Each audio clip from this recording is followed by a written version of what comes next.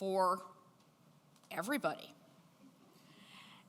And they also, out of this commitment, have launched something called the Bennett Prize, which they founded in 2018 and is a biennial award that is given to a woman artist who is selected from a group of competitors, and it funds a traveling solo exhibition. So this is what I'm sitting in January 2021 watching via Zoom. And I'm thinking to myself, oh my God, how am I gonna get these people? And I have Helen Allen at the Winter Show to thank for that.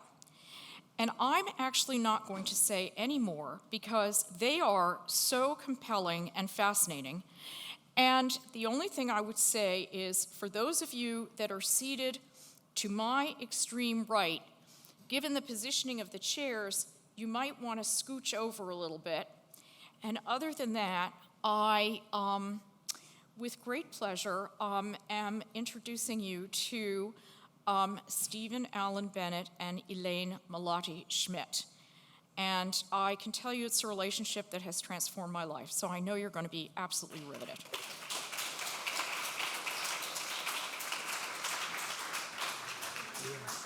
I told him I'd sit on the lap. Okay.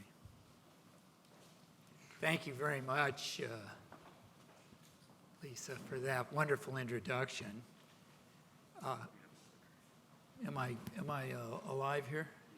Thank you very much. I can project very effectively, so if you can't hear me, speak up. Now, I have to tell a story on myself. In addition to being the person married to the most beautiful woman in the world, I have another advantage, and that is that I tried to become an art historian, and when I was rejected by the Courtauld Institute, my one and only choice as a graduate student, I went off like a Roman candle, as I'm inclined to do, and I trudged off to law school. And the rest is history, as they say. One of the interesting things, though, is on one of my first days in the office, my boss got a call, and I was the lowest guy, and basically I got coffee for people and, this kind of thing that every young lawyer does. My boss got a call, and he'd been offered a chance to speak at one of the most prestigious lawyer conferences in the country, and he turned it down. And I was flabbergasted, and I said, "Boss, why did you do that?" And he said, "Because they offered me the last slot on Friday afternoon." And I said, "Well, what's wrong with that?" And he said, "Sonny, never put yourself between your audience and the bar." So, anyway, can we bring the house lights up just a tad? It's so much more fun if there we go. We can see each other a little bit. Hi, friends. I have some lovely friends from Philadelphia who drove in, so it's a pleasure to have them. And I realize we've run a little late, and we're going to try not to say everything we know, but Say everything you wanted to say because we recouped the time. Thank you. Thank you very much. We're very grateful. We're going to start with our subject today is self and other, the way in which women artists depict both themselves and others in their work. And we'll start, frankly, with this painting of Dr. Schmidt and I by Katie O'Hagan, which she so generously named Portrait of the Collectors. By the way, O'Hagan, sadly, is not as recognized as she should be. She's probably the greatest living figurative realist working in the United States today. Nobody knows who she is. And what's interesting about this painting is that it is very unusual, not because of the sitters, but because of the fact that one of her most celebrated paintings is the self-portrait behind us. So this is a self-portrait of a self-portrait. And so I don't know how often you see double self-portraits, but there you have it. I'm a lawyer, so I can't resist this. What this slide says in a lot of language is, anything we say, if you attribute it to us, you can repeat it. We don't own the rights to the images or any of the other comments that are made or quoted by others, so you're going to have to get them from somebody else. And I have the advantage of being made to look good by one of the most intelligent, perspicacious, kindest, most beautiful women in the world. And I'm now going to let her tell you about our collection before we get into the subject matter. Dr. Schmidt. Hey, good afternoon. Thank you for coming. So about 11 years ago, we had a condo in Chicago with totally empty walls, which precipitated the conversation of what should we hang. And my husband was a photographer in between college and law school. And so we thought about hanging his photographs. And then he liked stamps. And so we thought about check stamps, blowing them up, making them posters. And so we both started to research, and Steve landed on the fact that we could get extraordinarily high quality work executed by women much more readily than we could men, because frankly, it costs less. And the variety was astounding, and the supply was huge. And so that's kind of where we got started. When we began, we only bought contemporary women. But after about 5 or 6 years, we realized if we were to add to the gravitas of our collection and for the contemporary women to be recognized, that we started to add historical women. So at this point, our statistics are probably not current, but I would say about 80%, 85% are contemporary, 15% are historic women. What happens to the other 5%? Well, I said 10 or 15. I'm teasing. All right. We liked figurative realism. And we felt that figurative realism could be promoted a little bit more. We didn't think it was passé. Now, I always have to say, we like art by men. We also like abstract work. But as a collecting decision to help us, because we have a budget, it just makes it easier. And we wanted to promote women in their careers. We also support education, like Alma. And we focus actually on education for girls in Africa. So it kind of goes hand in hand because, women can't achieve professionally if they're not educated. It doesn't just go. So that's kind of a little bit about us. A few men have snuck in. We have Baby Moses, and we have a couple of other paintings where men are depicted, but it is really primarily, almost exclusively, of women by women. Oh, I should just say one more thing, based on yesterday's discussion. Steve was an art history major, so we don't have a consultant who helps us. We do the work ourselves. And our collection is on the road to be donated to a museum. And so we don't buy for investment. Not that it's bad to buy for investment, but we haven't sold any of our paintings. And so that kind of sets the context for our collection. Our collection is the Hotel California. The paintings check in and they can never leave. Yeah, that's true. Well, in part because we befriend some of the artists, and you can't very well say to them, oh, we kept these 200, but we gave this one away at an auction. You have to think about this. So I'll just let you read the slide. It shows some of the works that we own, And if you're interested in more information, there's a brochure in your bag that gives a website that we try to keep current on our collection. Want to talk about what we're going to talk about? Oh, yes, I do.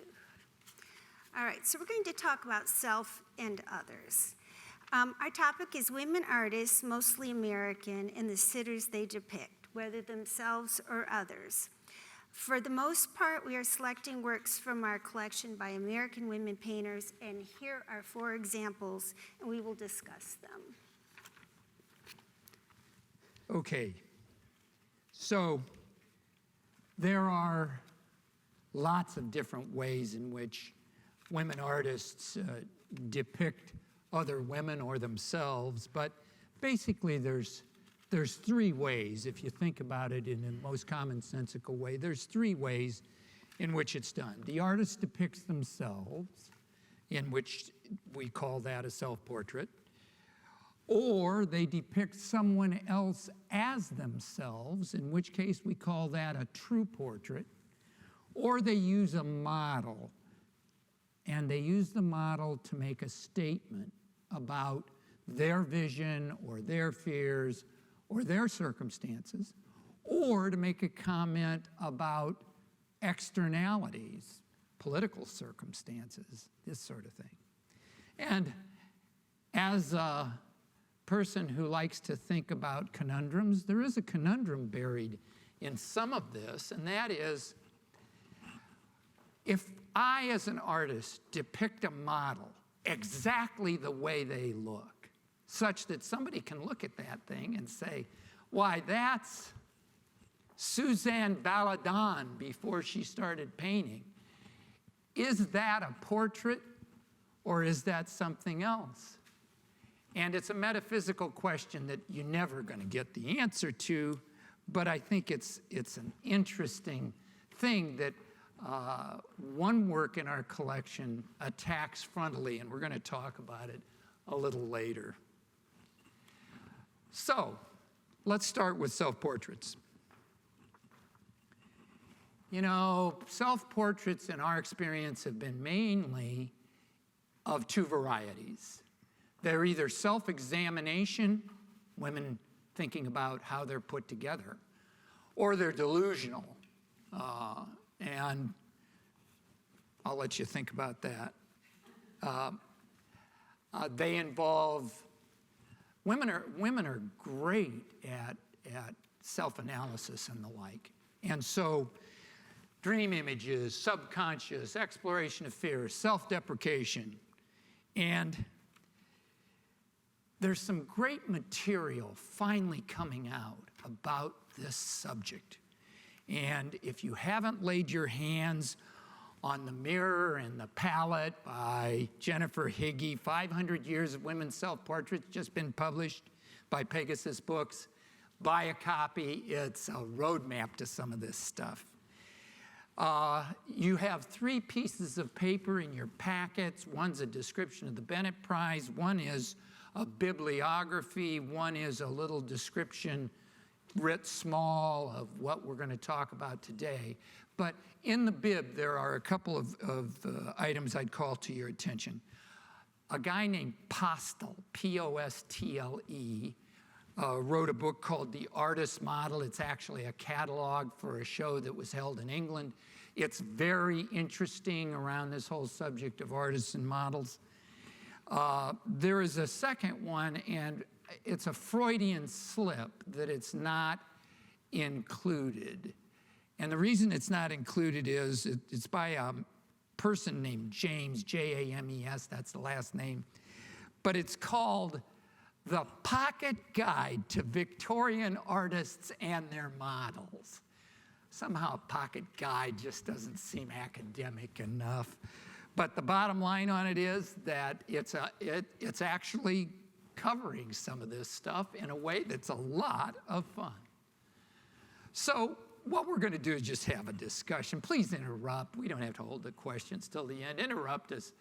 We're going to talk about portraits and self-portraits and this sort of thing, and just kind of riff on some of the work in our collection. So the work in the collection is the work on the left, Peggy Bacon, and it was entitled in all of the places where it was offered and sold and through the years, it was titled Nude in the Living Room. And in context, just looking at it, you would say nude is a noun. There is a nude in the living room. But actually, when you get behind it, what you discover is nude is an adjective that is referring to the artist. And you say, how is it self-deprecation? Well, Peggy Bacon was the most fantastic artist you never heard of. She was the most important caricaturist of the 20th century before a guy named Al Hirschfeld, who always put his daughter Nina's name in neckties and sides of tables and hid his daughter's name, and he got hired by the New Yorker and so on. She was the most famous caricaturist in the first half of the 20th century in the United States. She had a retrospective at the Smithsonian, and shortly before her death, the retrospective was in 1980, I think, and she died in 1985. But she married in 1920. She was born in 1895. She married a mediocre portrait painter named Alexander Brooke, B-R-O-O-K. And we assume that this painting, done in 1940, is a commentary on her perceived sex appeal in the eyes of her husband, who is seated in the chair behind her, reading the newspaper. So we looked at it and we said, you know, maybe this is something she's talking about herself. Here I am, buck naked, wearing only a pair of flip-flops. And this guy, who we assume she's about to divorce, is staring at the newspaper in his very stylish brogans and red socks. And to put the proof to the proof to the story, there's Peggy in the famous portrait by Arnold Newman taken in 1943. You can tell it's the same living room. Hell, it's the same lamp tilted with the shade hasn't even been straightened. The shade in the lamp hasn't even been straightened, and she has this very long neck and this hair piled on her head. And there she is. And it's a fun portrait. And there's lots of other ways to interpret it. This is this very alpha male guy trying to put together the art history. So that's the way the art history looks, and it's a wonderful story. I think the painting provides the answer to a lot of questions about Peggy's personal life. If you're interested in more, there's a bib entry in the little single fold brochure that directs you to the catalog for her retrospective at the Smithsonian. So portraits can be a self-examination. And these three paintings are done by Katie O'Hagan, who never uses superlatives, I'm sure you've noticed already, she's indeed an extraordinary painter. She was born in Scotland, trained to make jewelry, learned how to professionally play the fiddle, and then during a divorce, which we found happens frequently, she's decided she had to figure out a way to earn an income. So she taught herself to paint. And we like her style and we like her work. And as you all know, one of the reasons artists paint themselves is the model's free. And she was on a very restricted budget, and that has turned into, she has quite a few self-portraits. Reflection is a dream image on the left. She uses her paintings, and she would tell you this, to kind of work out what's going on in her head. And constriction in the middle is about her fears, and you notice the snakes talking to her. And then on the right, it's called Dirty Laundry, and she was sitting in front of this painting at our house. And Steve said, well, do you have a story to go with this? And she said, well, actually, yes. She's from Beacon, New York. And apparently, well, it's kind of a small town with one elementary school. And her husband was having affairs with two of her best friends. And apparently, all the women who line up to pick up the kids at the white picket fence in the afternoon, they all knew it, but she didn't. And so in her arms, that's her wedding dress and her husband's wedding suit that he wore to the wedding. And so she said, the background isn't actually Beacon, it's kind of a compilation of different little towns, but she said, I felt like I was standing in the middle of the city and everybody knew my dirty laundry. When she told us that story, it obviously had a lot more meaning to us to own this painting. The photo in the middle is a photograph, so you can see how closely she paints to how she actually looks. On the left is deflection, and on the right is, persistence. We actually don't own the one on the right, but we own the one on the left. And she's the consummate realist. If you're looking for somebody who is almost a photorealist, Katie is it.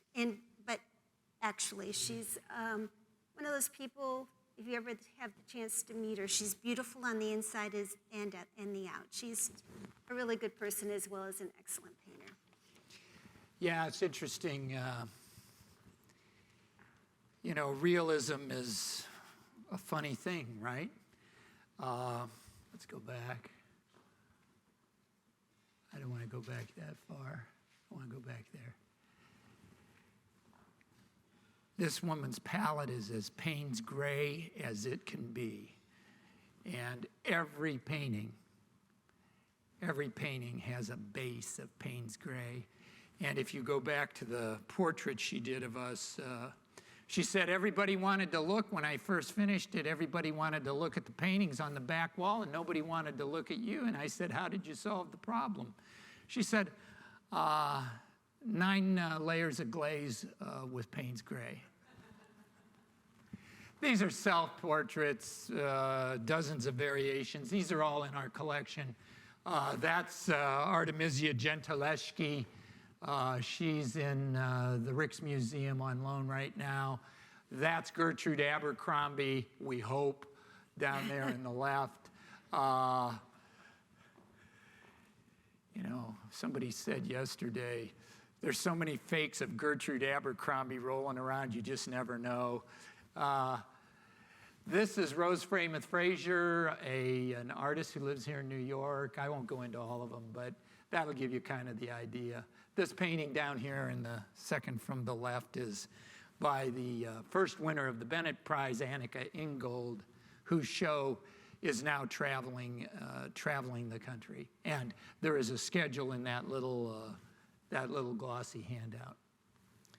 So this takes us then to the true portrait, where the artist is called upon to, either in their own mind or by virtue of a commission, they're called upon to depict an individual as the individual, sort of like we hired O'Hagan to paint our portrait. And the majestic art collectors in front of their treasures, and it's a flattering thing, but it could just as easily, particularly if it wasn't commissioned, there's no telling, she could have had my fat gut hanging out, and I could have had a 3-day growth of beard.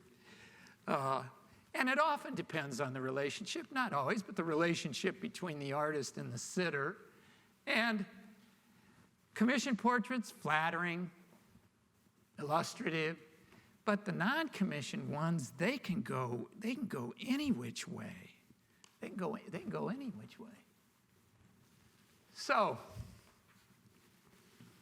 let's look at a commissioned portrait from the collection. This is Sarah Miriam Peale. We love the Peales. This is James Peale's daughter, Rembrandt Peale's cousin, and C.W. Charles Wilson Peele's niece.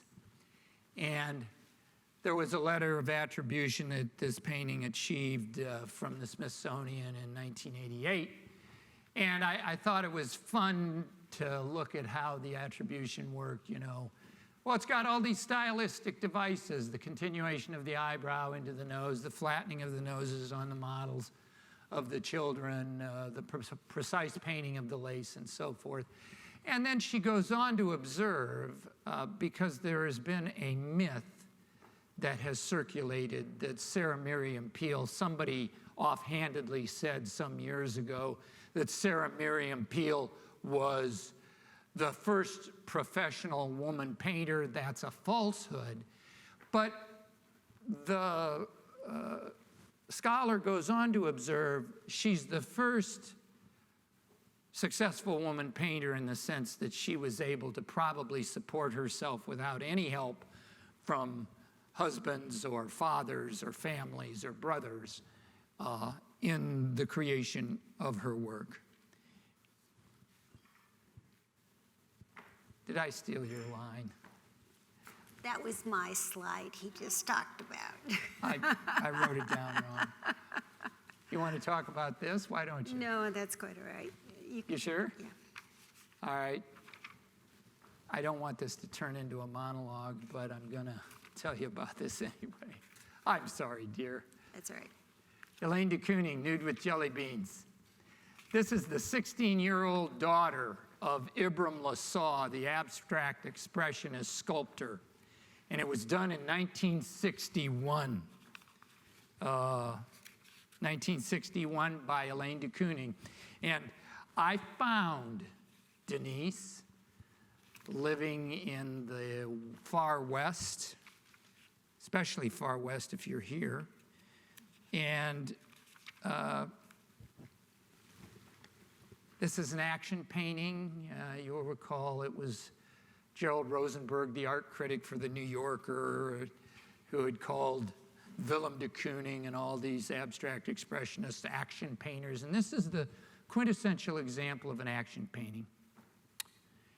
The story, which I have heard firsthand from Denise, was Elaine was happy. She had just sold a couple of paintings and the money had come in.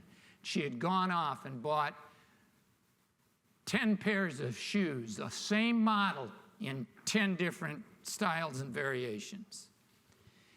And it was Easter Friday, Good Friday, I guess, the week of Easter in 1961. And when she got back from this spree, she had jelly beans in a bag. She bought them, Denise said, because she liked the colors. And when they got back, she says to Denise, who's there cleaning the brushes, "Let's do a painting, take off your clothes." Denise says, "Great, let's." Strips off her clothes, hops on the couch. The shawl has a history, the red shawl has a history all its own. And this painting results. And I said, "Denise, you're 16 years old. Somebody would go to jail today. This would be a source of major, major trouble."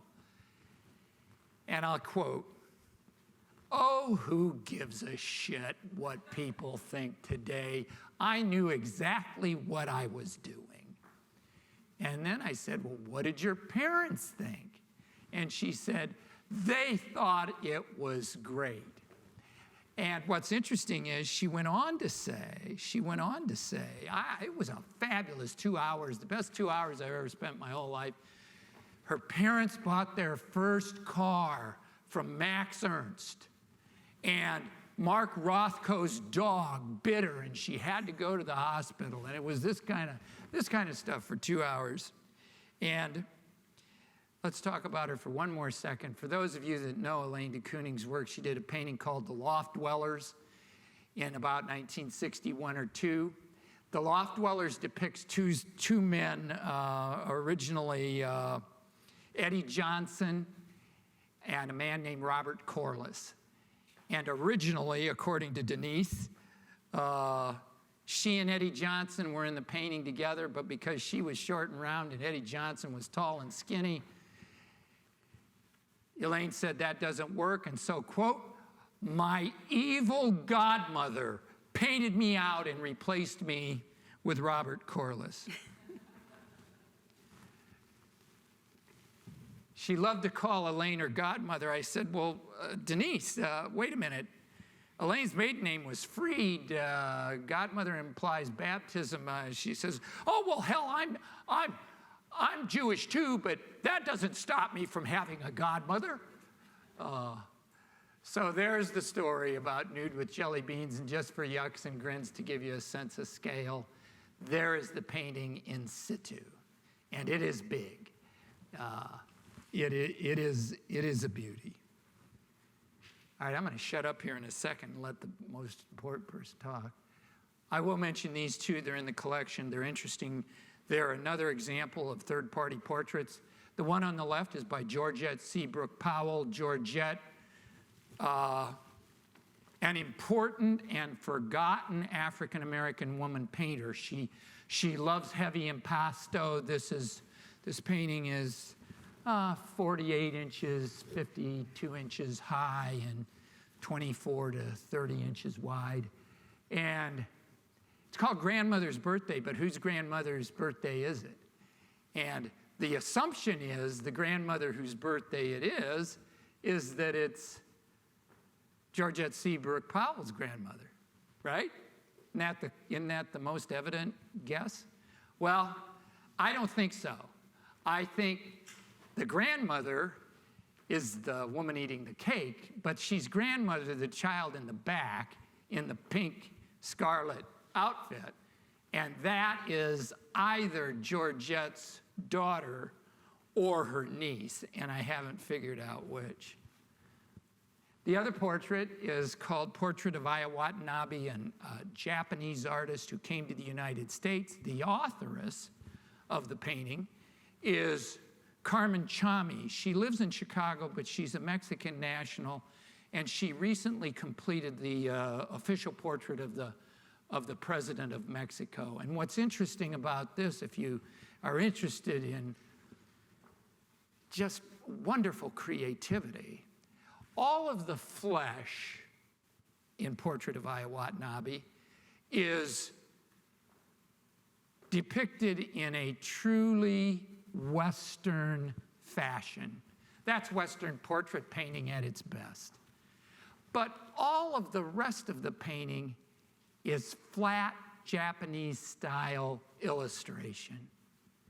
And so the interesting thing is there's a string tied to this chart of the ancestors, I guess, tied to the ankle. And the painting is from a series of emigrants, emigrants, people who leave their native land and come to a strange land to start anew, and that's one of the paintings that does that. And I think Carmen Chami's exhibition called Adlateres, which is Minions, is currently on exhibition at the U.S. Mexican Museum of Contemporary Art, which is in Chicago.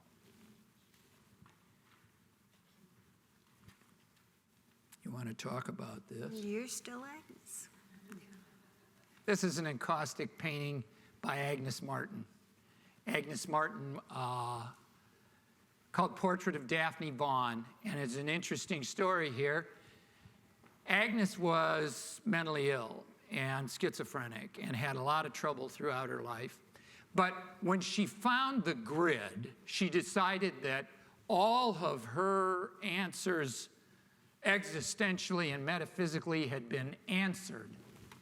And she then went on a program to purchase every single realistic painting that she had done, and including, I think, this one. And she bought up every one of them, and in 1956, she had a bonfire, and she fed every one of those realist paintings into the flames.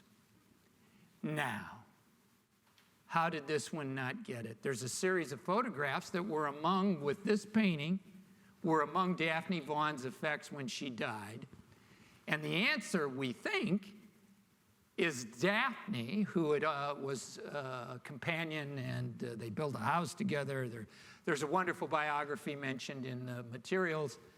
Daphne told Agnes to pound sand when Agnes came calling, trying to acquire this. And so this becomes one of the rarest paintings in our collection, because there's only true depictions of humans that aren't grids by Agnes. There's only 2 or 3, maybe. So just for yucks, there's a rotten photo. It was only 3 by 4 inches. That's Daphne Vaughan on the left, and that is Agnes on the right on the lawn. And this is the back of the photograph. It says, outside Mesa Vista, May 1947. And then among the effects, Daphne was quite a fan of Agnes. And there were a lot of photographs like this where Agnes is posing with her easel. These photographs are all presumed to be taken by Daphne, and there's Agnes with her work.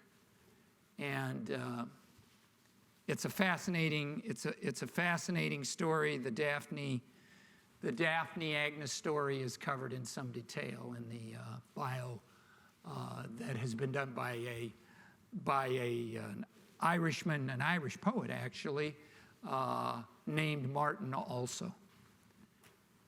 All right, Doctor. All right, my slide. I want to tell you a little bit. We acquire by looking at magazines. Artists will send what's on their easel, Instagram, Facebook, and we have friends that we have come to know that when they see something they think we might be interested in, they'll write and say, this fits within your wheelhouse. And so about 1.5 years ago, one of our friends wrote and said, there's a Mary Cassatt for sale, and it's in a Western auction. Okay, so we had looked at a different Mary Cassatt that was way beyond our budget, and we never thought we'd be able to acquire one, but we registered for the auction. And when we attended, somebody bid. All of you who do auctions, you know the suspense, right? Somebody bid, and then Steve did one counter, and it was dead silence. And so we were on the phone, so like they say, it's yours, hang up. And I burst into tears. And Steve looked at me like I had 4 heads, and he said, why are you crying? We got it. And I said, I know we got it, but I'm crying because we did get it. I have loved Mary Cassatt since I was a little girl, and I had a print of children on the beach that everybody sees at the National Gallery, and it was one of those things I bought for like $15, and I took to Michael's and I framed it myself, and I had it for years. So it was this is obviously one of my favorite paintings, but it was a very emotional experience as a collector to actually get something you like, because that's another thing I think we should mention. We buy things for the collection, both in terms for completeness of the collection. We try to buy things we like, but being a collecting couple, that might mean one of us likes it and the other doesn't. But if it fits in our collection to make it stronger, we move ahead with that decision. So this was a joy. Speaking of joy, yes. What role does relationship of sitter-artist play in your choice? This is an interesting story. This is depicting the individual. And the history behind this painting is, you can read for yourself. But the relationship between the two women is unknown. What they think is that when Cassatt went to France, she was trying to become friends with the Impressionists and trying to break into their little circle, so that she painted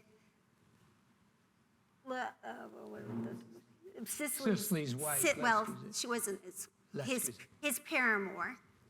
who had many children with. And they think there was going to be a large painting.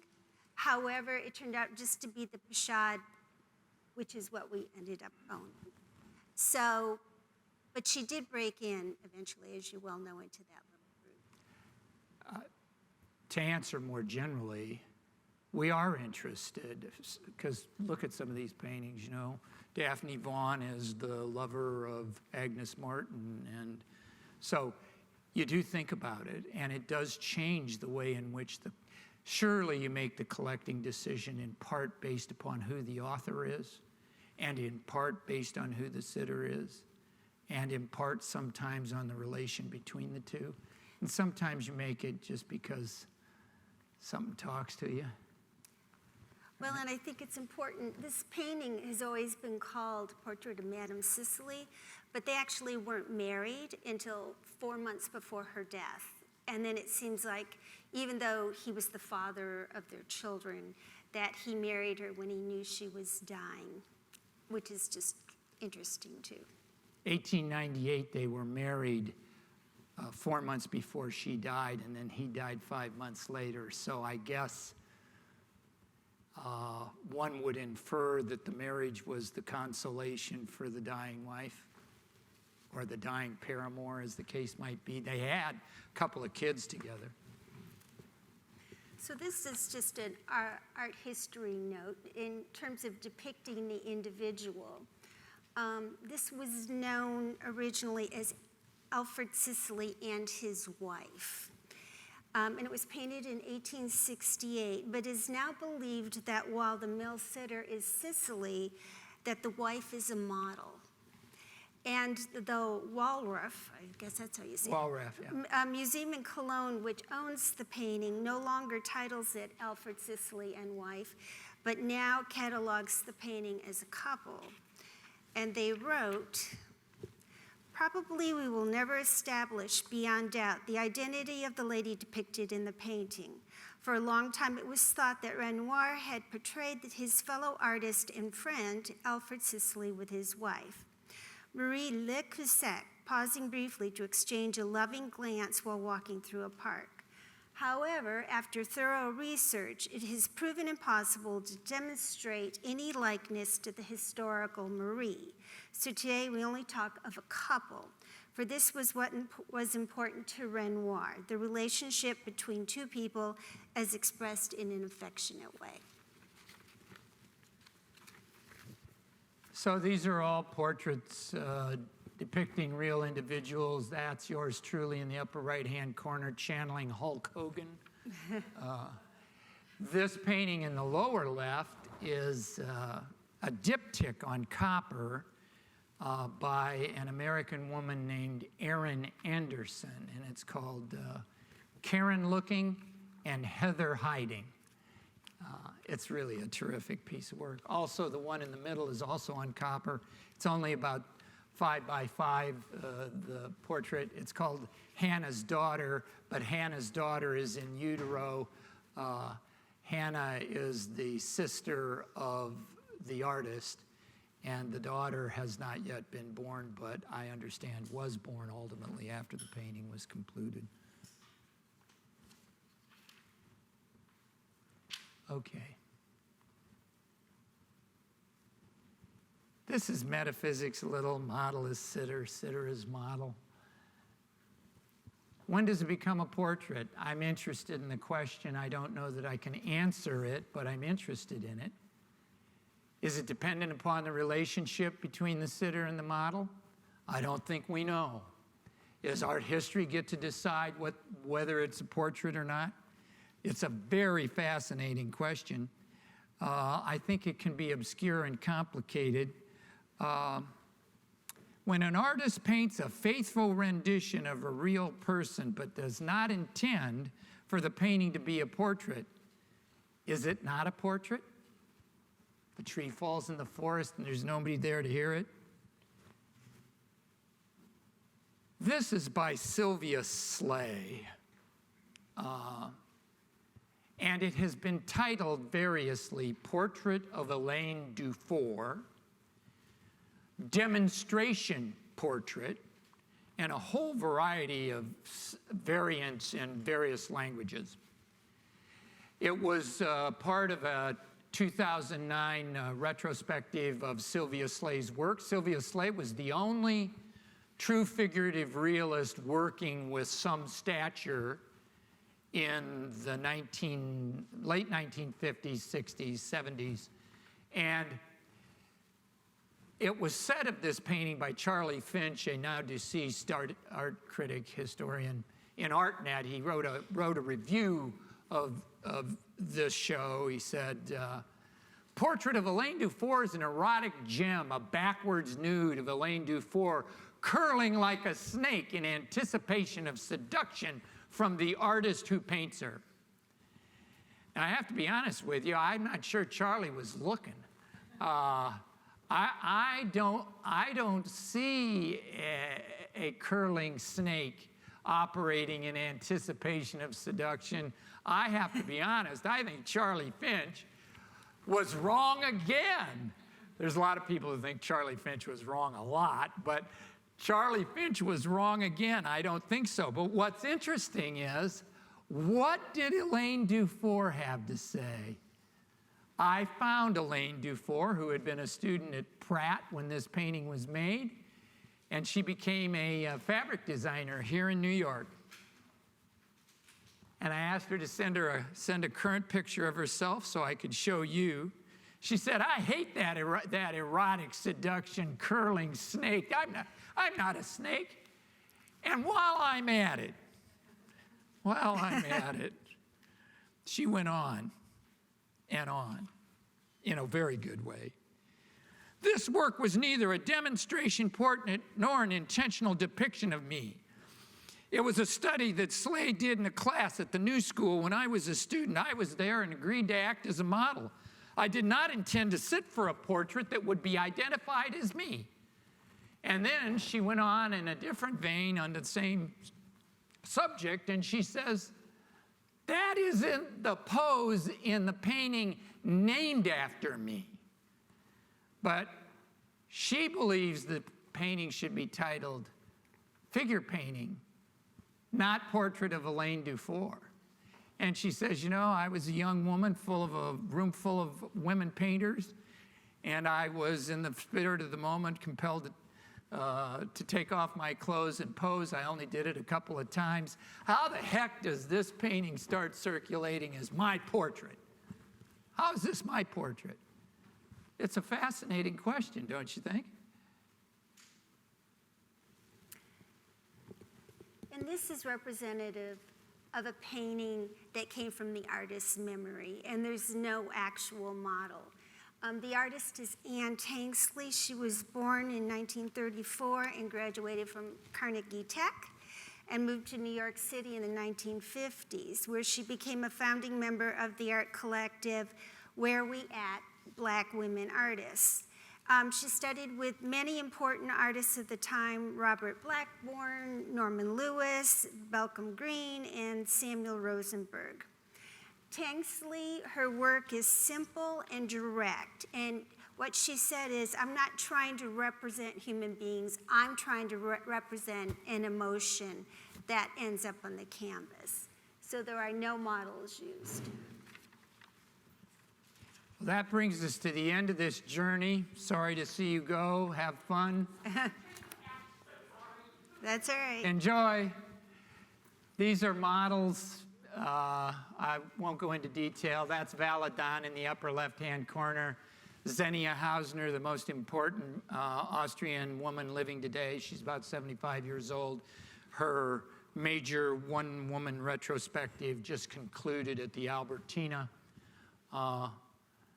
Those are kind of examples of the kind of work. The big painting in the center left, is by Andrea Koch, K-O-W-C-H, probably the most important, one of the most important magic realist painters. She does what I call rustic magic realism, and very compelling and very collectible work if you're interested. If you'd like to see the collection in its entirety, there is a URL for it And if you're interested in the details of the Bennett Prize, there is a website for that as well, and there is the URL for it. And we're very grateful for the chance to address you, and we're happy to take any questions. Bring it on, as they say.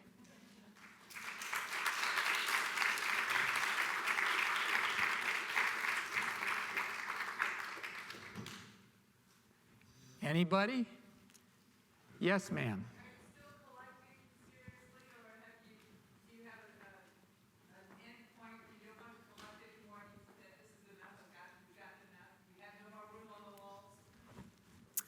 We actually have no more room on the walls, but we have an art storage unit with museum racks.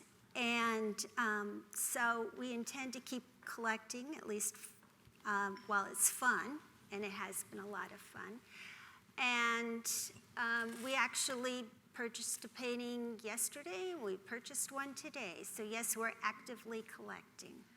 Yeah, I guess we can make the announcement here with our great friends from D.D. Wigmore. We purchased the Young Harpist yesterday, so it will be joining. Thank you. Yeah, we're very pleased. And we're very pleased with the acquisition, and hope it's seen to have as good a home as we think we can give it.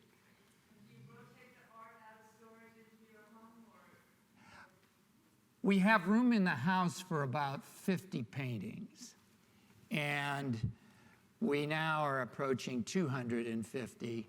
So it's becoming a rotation, and hell hath no fury like a woman who can't have the painting she likes best hanging on the wall. Mary Cassatt doesn't go to storage.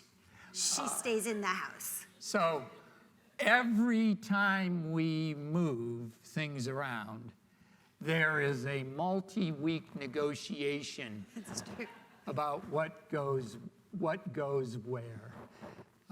It's just the nature of couple collecting. We each curate our own office and our own bathrooms and closets, but everything else that's common, we have to agree on. I think you should tell the story about the CD cover. I will end with this story. It is, we had a gala at our house to support a chamber orchestra group, and they had made a CD, and we had offered images from our collection for the cover of the CD, and they had chosen one by a Canadian painter. And when we purchased the painter, she's a romantic realist, and my husband doesn't really like romantic realism, but he agreed we could purchase it, and so it lives in my closet. And so I felt terribly validated when this group unanimously chose the painting in my closet to be on the cover. So at this gala, we really didn't know all this, but they kind of announced it and gave us the first copy. And so, of course, I stood up because, again, I felt validated, and I said, well, this painting's in my closet. And we had actually cleaned and opened the whole house. Part of the gala was an art tour. And I said, you need to go into my closet and see this painting. Well, then I didn't really think much about it. But then the next day, I'm finding underneath my clothes wine glasses and napkins because Dirty plates. dirty plates. They had found their way to the closet just to see the work. But we thank you for coming. Yes. I was just curious, now that you are provenance for Sylvia Slay's portrait of Elaine Dufour, will you change the title to suit the sailor model? We hadn't thought of We that. haven't really discussed it. One of the problems is that art history becomes a shackle around the leg of every painting.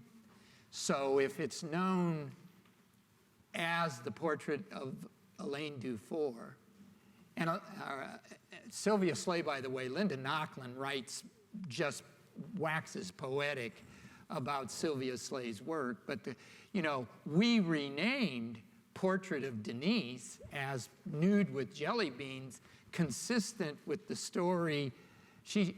What Denise said was, we never called it Portrait of Denise. Between Elaine de Kooning and I, that was always nude with jelly beans, and that was always the way it was referred to. And since the painting, which had been in the possession, I think, of Elaine's distant family, successors, the painting had never seen the light of day until we got a hold of it. We felt like it was easy to rename it because there's no shackle of art history saying, oh, no, Portrait of Denise, Portrait of Denise. It didn't show up anywhere. Nobody knew it existed. And so this is different because the painting has been exhibited all over, and it's got catalog references and so forth. It becomes a much more difficult thing. And I will say this, you have presented us with another conundrum we will get to argue about.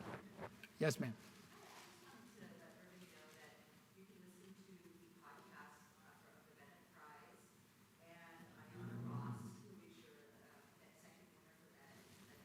Yeah. And Lisa on the American Art Collective. So if you want to know more of it, it's something you can listen to your episodes. Thank Well, you. thank That's you. a great plug. If you go to blog, our podcasts are embedded in our website. An American Art Collector. And AAC too, yes.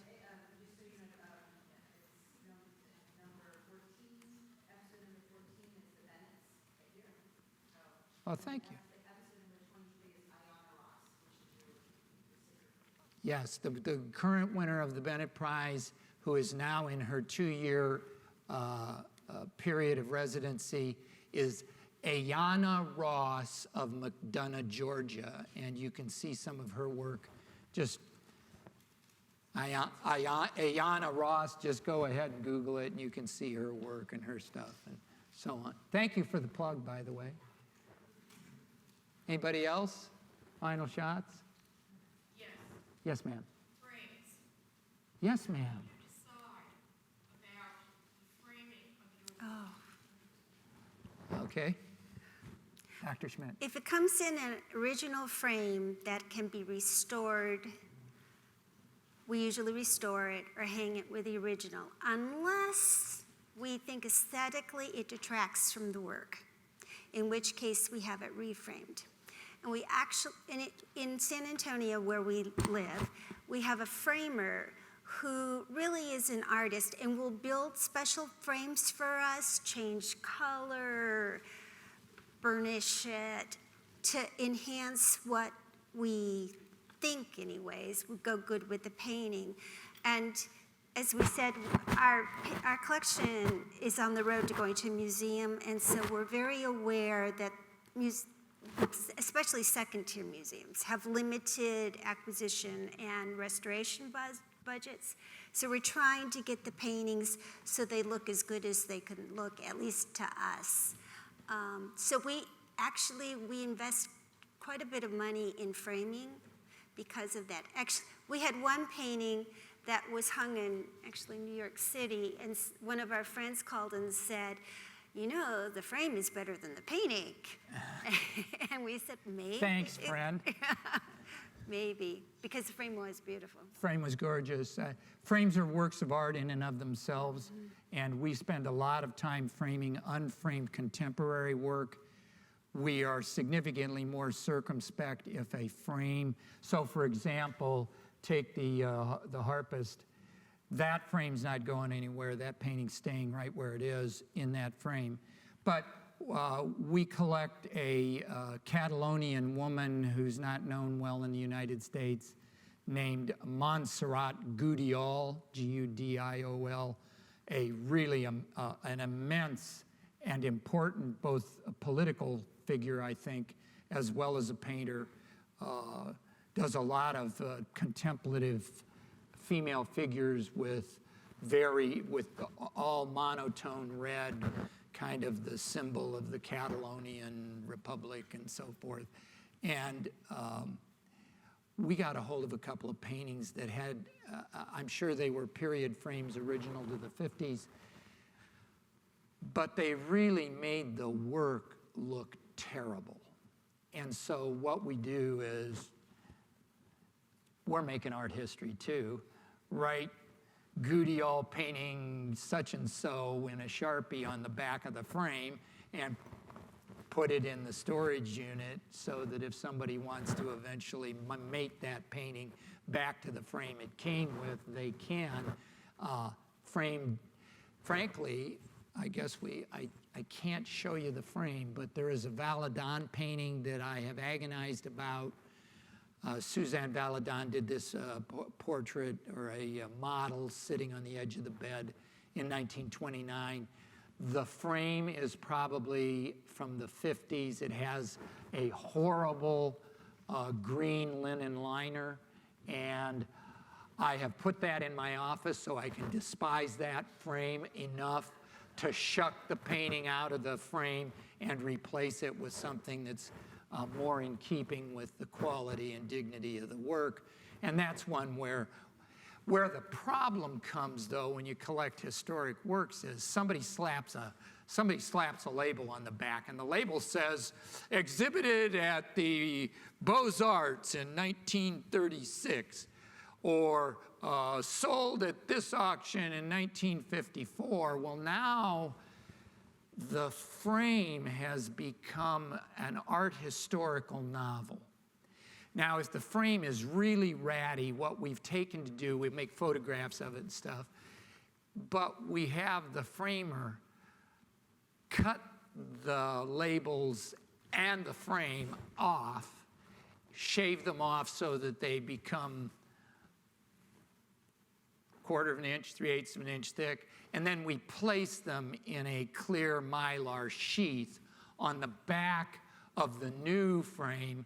We don't allow paintings to live without a backer. So every painting in the collection has vent holes, but a piece of foam core screwed into the back so that an elbow or a knee or a broom handle or something else when that thing is sitting on the floor doesn't go through it.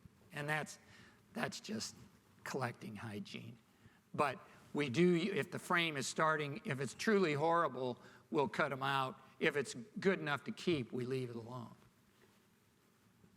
Yes, ma'am.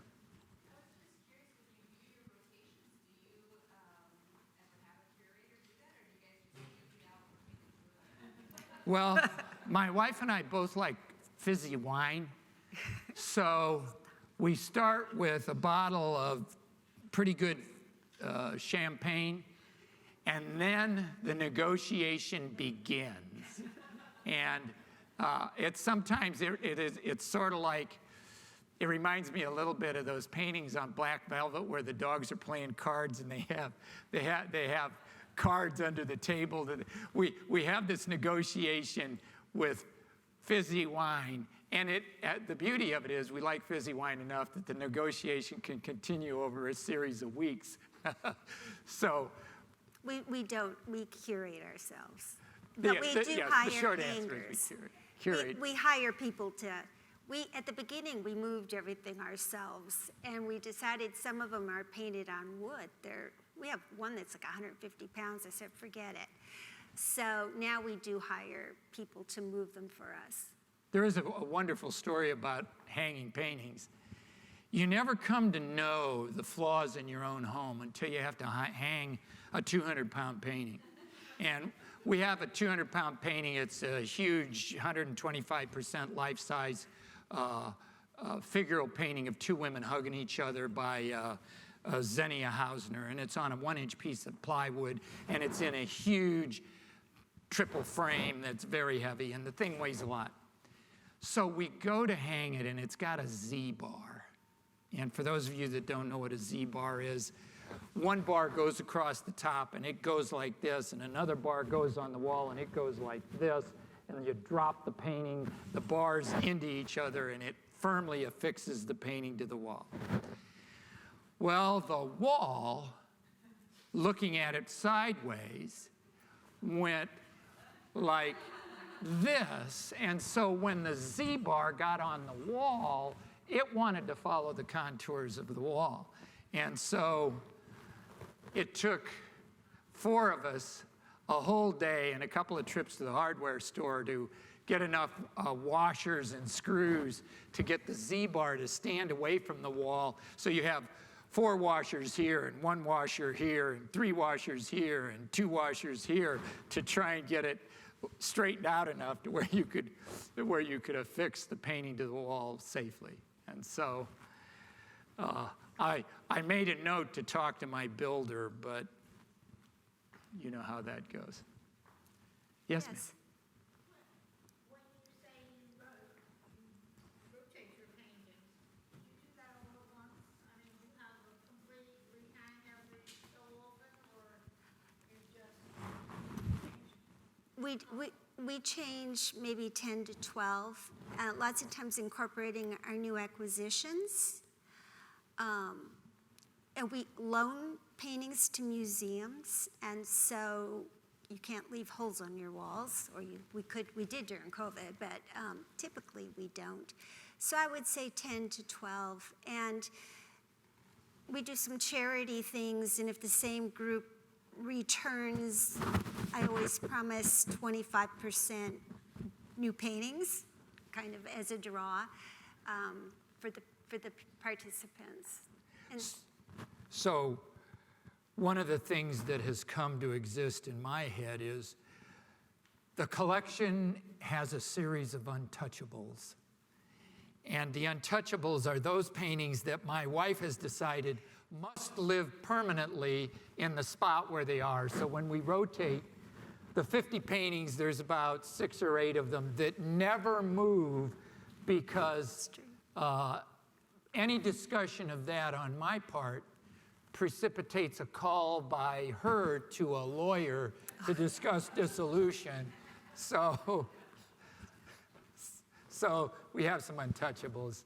Luz, anything? Anybody? all been a right, hoot. thank you. We had fun. Thanks.